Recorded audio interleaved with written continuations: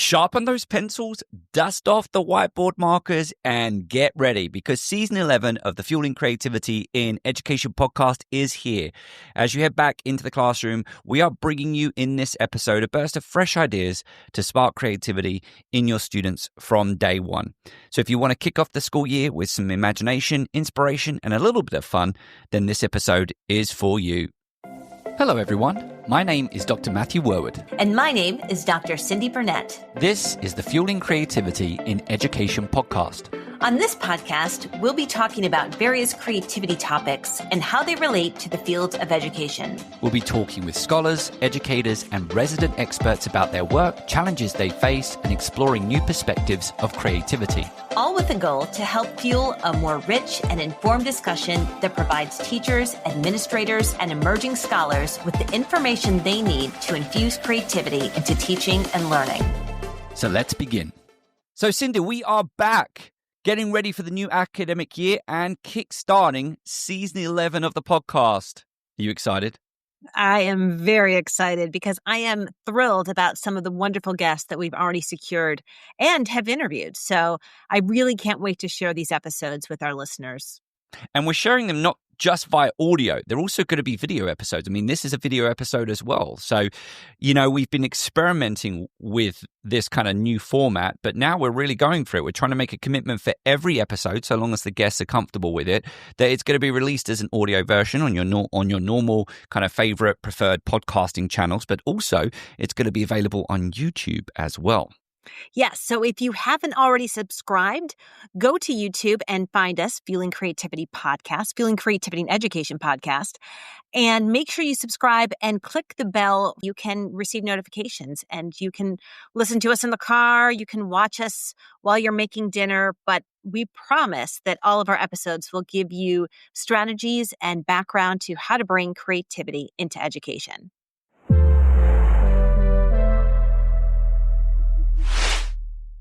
Now, Cyndi, before we get into the weeds of our episode, and it is an opening episode, so they tend to be on the shorter side, but what have you been doing over the last summer? Because we've kind of shaped the show where we do get a few weeks where we're able to disconnect, pre-recorded some shows, had some throwbacks. And I'm interested, what have you been doing perhaps to kind of fuel your creativity over the summer? Well, Matt, as you know, my daughter, who is now 15, she is a dancer and I was a dancer. So I have spent the summer watching her dance and was able to go back to New York City, which is one of my favorite places and is sort of a place of inspiration in terms of dance and excitement for me. So I was able to, what she did was a 2-week summer institute at Broadway Dance Center. And I had the opportunity to watch her grow as a dancer. And even though I am now a little bit older to be dancing professionally, I still enjoy dancing and watching my daughter dance and watching professional theater and dance. And I had a lot of opportunities to do that in New York City. So that was sort of how I fueled my creativity this summer. What about you? Well, I do want to build up on the dance piece a little bit, because there's this kind of like, what's that dance move that's kind of like been trending on YouTube and TikTok? It's kind of like, I don't know what it is. It's almost like the old style Running Man, but it has some other variations in it. You're giving me a puzzled face. I feel like some people know what I'm talking about, because I'm kind of like finding myself almost, I'm going to say it, like to a certain extent, you're reliving or rekindling some of that youthful spirit or memories of your youth.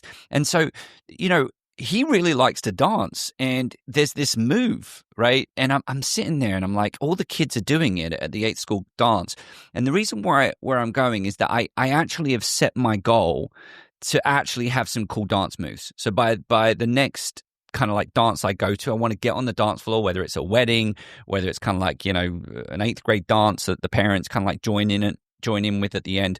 I want to be able to do this move. Okay, well, Matt, since you said that, I don't know what move you're talking about. So clearly it's not on my Instagram feed. And I would say most dancing, if you scroll my Instagram feed, it is mostly about dance.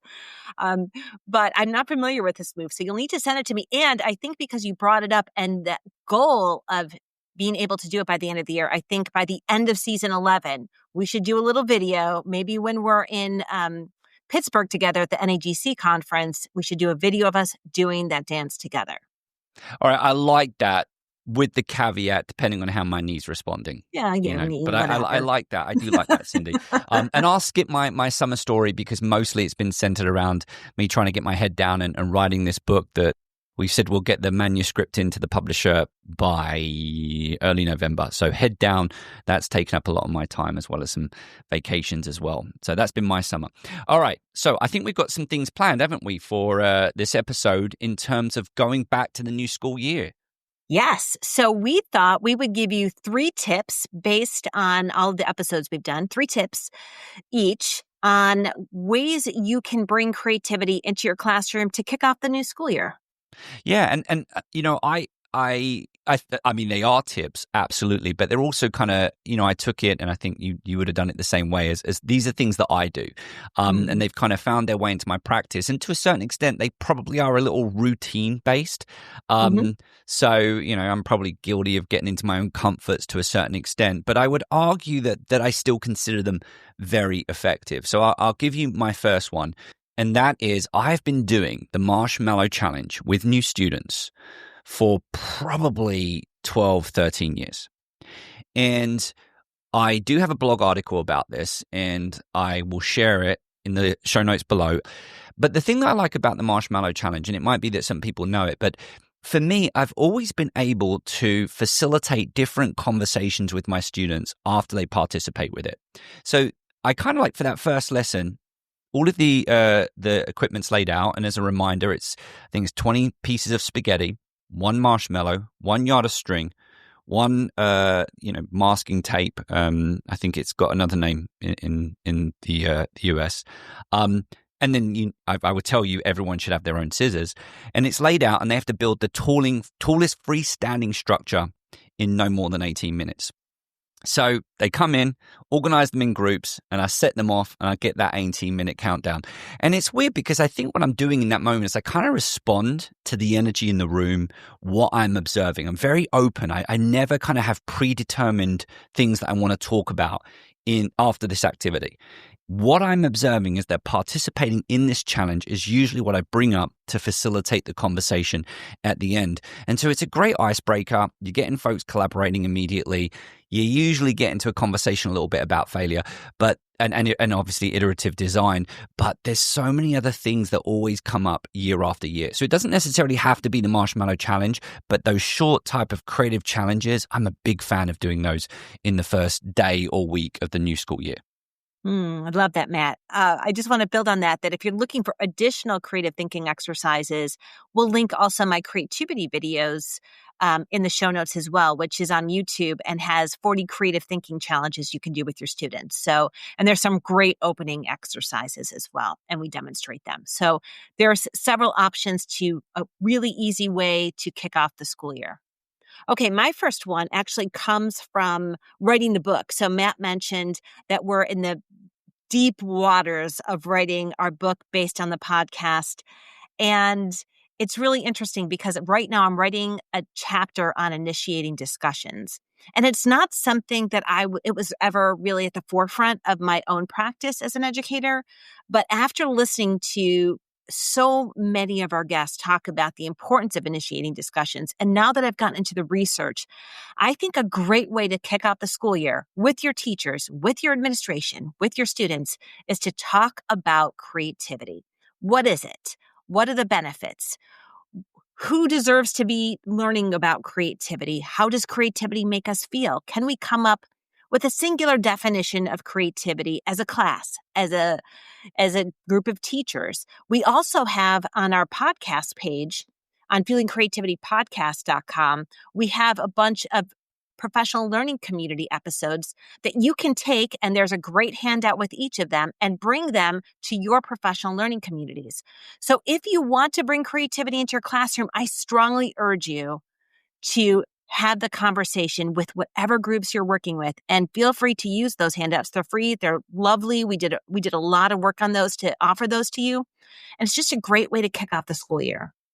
And just to build on that as well, even though we talk a little bit about some of our other actions, and as a reminder, these actions are things that we've come up with after our 200 episodes of the podcast, themes that keep coming up on the show. But we did for the most part, see those episodes as opportunities to facilitate those conversations in those PLCs. And even though those handouts do have other activities, a lot of it is us talking and posing a question along with a quote from one of our past guests to help facilitate that. I love that, Cyndi. And I'm a big advocate for learning through dialogue with colleagues.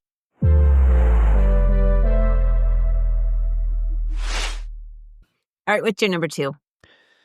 My number 2 is this, and this is a very simple one. Last few years, I have, in fact, maybe about 5-6 years now, maybe it's a little bit bringing in the design thinking piece, challenging my assumptions, but I survey my students. So I put together a survey. It's fun. There's some fun questions about it. But what it actually allows me to do is sometimes get a sense of, what's the most popular social media platforms with this particular class. More recently, what's their preferred AI tools? How are they using those AI tools? How do they think and feel about some of the technologies that we're going to be exploring in the class? What's their comfort level with group work? What's their comfort level with public speaking? And, there are some things that I kind of see as being consistent from one group to another group year after year, but there are other things that actually can change. And so those surveys provide me a really good kind of summary of the new cohort that I'm working with in the new year. And I'll add an additional thing that I do is that I actually then share with them the results and I let them know how I'm planning to maybe modify or tweak my plans for the new year based on the information that they've shared with me. And also sometimes I invite them to think about what should I consider if I'm looking at this and I see that everyone uses AI to generate ideas, for example. I might ask them, so what are some of the things that I should consider when I'm going and initiating an ideation session in my class? And so I'm inviting them to help me make connections with the data that I'm seeing as well. And that sometimes provides some additional insights as well. So maybe that's a little bit to do with past conversations we've had and things we've written about in our book about the need to get to know your students, because then you're in a better position of tailoring, some of the learning experiences to interests, needs, wants, preferences. So, Matt, it's really interesting that you say that, because even though we didn't plan this, my second actually builds on your second, because your second seems like it was a survey that looks at a broad view of the class. What are the AI tools that you like? What are your preferences? What do you like to learn about? But mine gets more specific to the individual. So one of the things I really like to do with students at the beginning of the year, and there's been so much talk about, interests and what are you passionate about and things that we might need to know about our students, is to ask them these questions. What's something about you that you would like me to know? Or here's another one I really like, and this is a shout out to my son's advisor, Mrs. O'Keefe, who said, during one of the parent meetings, she said, I asked my students, what does it look like when you are engaged? And I thought that was a really interesting question, because for some students, engagement looks like, they're paying attention, they're excited. What does it look like when you're not engaged? And bringing that up, like I see that you're not engaged in class as the time goes on, and how can we address that? But I think finding out, how do you spend your free time? What's your favorite thing to do on the weekends? Things like that aren't too personal, but will give you insight into the individual person, and that you can actually look at those individual surveys to say, oh, wow, this student really loves soccer, or they're playing in the Division I soccer team at the university level, or maybe at the elementary school level, they just got a new puppy. And you can say, I heard you got a new puppy. Tell me about your puppy. Would you like to bring in a picture of your puppy and share your puppy? Maybe we could have a puppy day in class. Those sorts of little things help build that creative culture that we're always after. So that was my build on what you just said.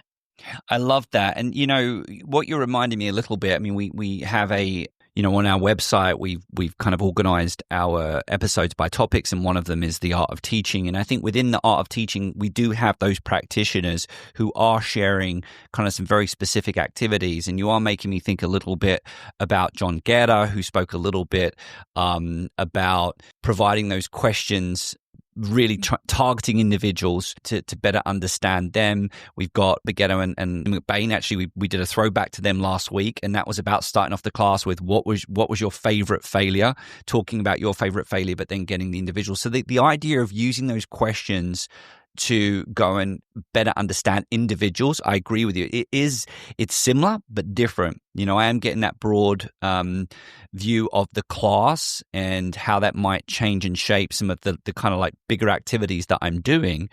But we also want to know students at the individual level.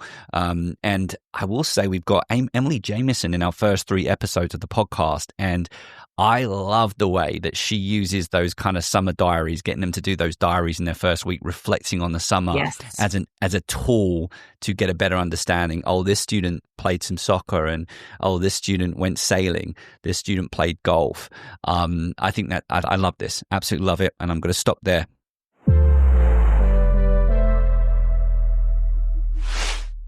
And what's your last one, Matt? So my last one, and this is something that I've built into my practice. I'm not going to sit here and say it's easy. I'm not going to sit here and say that I always keep to it. I am, I think, very similar to probably many of the educators listening to saying, yeah, right. But every year I start with the intention of carving out time each week for myself. And so I look at the schedule, my teaching schedule. I go all the way into the October with the advising appointments. I'm just kind of like, because we're, particularly if you're an experienced educator, you're familiar with the new year, and so it's a case of identifying that time. Sometimes it's just 2 hours, and it's not prep. I also carve out prep time as well, but it's not prep. It's about me and opportunities for me to investigate kind of my own curiosities, opportunities for me to maybe find ways of connecting my creativity to my practice. It might be that I'm going to read an article during that time, play around with the new technology, or work on a 6-week project. And every week I'm going to spend those 2 hours at that allotted spot. But that's one of the things that I try and do. And I think the key point is starting off with the intention to do it. And that is simply about looking at that week and actually saying between 9:30 and 11, I'm able to do something for me. And perhaps for our listeners, that might be that you could be on the podcast. That could be a time where we interview you on the podcast. Matt, I think that's a great idea. I really think that teachers need to find that time for themselves and their creativity. Now, I want to finalize this with one other tip to start off the new year, which is to have conversations. We talked about initiating conversations about creativity, but also talking about keeping open and delaying judgment. And this can be done in all sorts of ways. So you can do some sort of divergent thinking exercise where you give students, all the ways we could use a Sharpie marker. On my website, I have one on using a tube and all the things it can turn into, but practicing delaying our judgment and keeping open to new ideas right from the first day of class. And even it could be done with your Marshmallow challenge. So we'll circle right back to our first tip. If we can do that, you're coming up with ideas for this Marshmallow challenge, and you might hear an idea that's really unusual. What's a really unusual thing that students have done with your Marshmallow challenge, Matt? I was going to crack a joke there and say, don't be messing around with my Marshmallow challenge. I'm not actually open to that. But what I would say is, you really good question, Cyndi. You do get questions about the Marshmallow challenge. Can I stick the spaghetti to the floor? Can I stick the spaghetti to the table? Can I stick it to the floor? Can I turn the table upside down to give me more height? Will that count? And some years I'll say go for it. And other years, because of experience, I say no. But I do try and delay judgment as much as I can while trying to maintain the constraints to the challenge. So absolutely, I get weird. Can we rip up the marshmallow, right? Like all the time, clarifying questions, and you do have to kind of be open to them, particularly when it's a new question you haven't thought about before. Right. And I think actually it's a great opportunity to practice keeping open. So if a student says, well, I want to chew up the marshmallow and spit it out, the initial reaction is, ooh. And you also want to say, well, is there a way we could do that without actually putting it into our mouth? Because we don't want to spread germs. So really looking at it as a yes and. Now, there is a piece of this that I think is really important that we need to teach our students. And we talk about this in the book because I wrote about it in the chapter around keeping open, which is making sure that the ideas that the students generate are appropriate and they don't do anyone harm. Because we always want to focus on, supporting one another and coming up with an idea that might hurt someone. So taking the marshmallow and pushing it into someone's eyeball, that's not appropriate. but chewing it up and, putting it into a plastic bag to extend the life of it may be worthwhile. So really focusing on initiating those discussions and really teaching students how to keep open from day one. So as they go on through the semester, as students share new ideas, they are listened to and explored. Cyndi, I absolutely love it. I've actually enjoyed this episode. I mean, I always enjoy recording episodes with you, Cyndi, but I think we did a really good job today in terms of identifying all specific things. Maybe it's coming from the fact that we are fresh from writing these chapters, because it's amazing how many things do connect to the chapters. Cyndi and I, Cyndi is absolutely brilliant at connecting on LinkedIn. So as the new academic year starts, please, think about participating in the conversations that typically occur on Mondays. I say Cyndi's great. I'm trying to get better. Every year I'm saying I'm getting better, but I would say I usually am part of a conversation at least once or twice a month. And as I said, we have our YouTube channel. Any other ideas, concerns that you have for the podcast, you can reach out to us at ideas@fuelingcreativitypodcast.com. A little bit different change this time. Ideas, not questions. Ideas@fuelingcreativitypodcast.com. We look forward to hearing from you. And as always, if you've got something you want to share about fueling creativity in education and you want to be on the show, please reach out to Cyndi and I, because we absolutely love it when our listeners want to be on the show and share something that they're doing in their classroom or within their research. My name's Dr. Matthew Worwood. And my name is Dr. Cyndi Burnett.